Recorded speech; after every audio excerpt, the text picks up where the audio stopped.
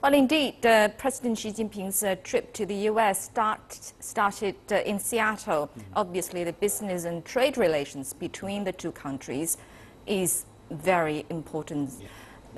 It actually goes beyond for bilateral ties. It also impacts the world prosperity as well. Then in what ways do you think that China and the U.S. can enhance their trade relations? I quite agree with you that the economic and the trade relation has been the most important part of our relations, in past nearly 40 years.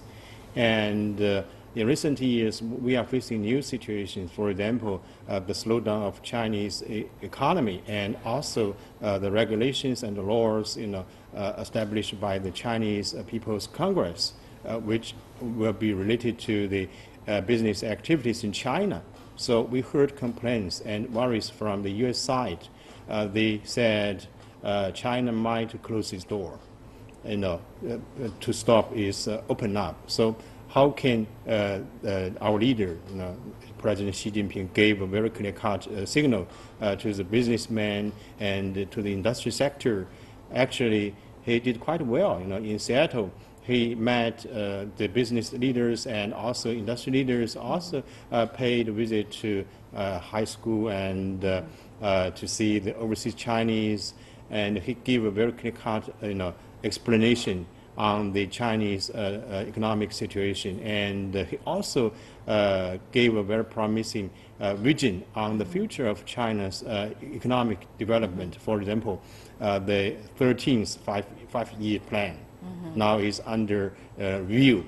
So I think after this visit, I'm sure the business and industrial leaders will have a very clear vision on the future, and will be very affirmative, in the relation, in the cooperation between China and the United States. Of course, the economic relation between China and the United States has already gone beyond the limitation of the bilateral, scope, and because the globalization of world economy, the interdependence on each other. Actually, you cannot give a very clear definition or boundary of your economic territory. This is actually a new feature of our world. Actually, our world has already become a global village. Right. Well, Xi Jinping in his speech also mentioned the concept of rule of law. Why did he stress this concept at this occasion? How does it benefit China and U.S. relations? Yeah, the U.S. side always talked about the rule of law in international affairs, in bilateral relations.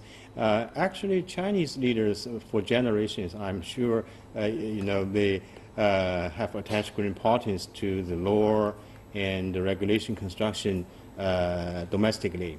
And also, China played a very active role, especially since its open up reform in 1980s in international law. For example, CTBT and NPT.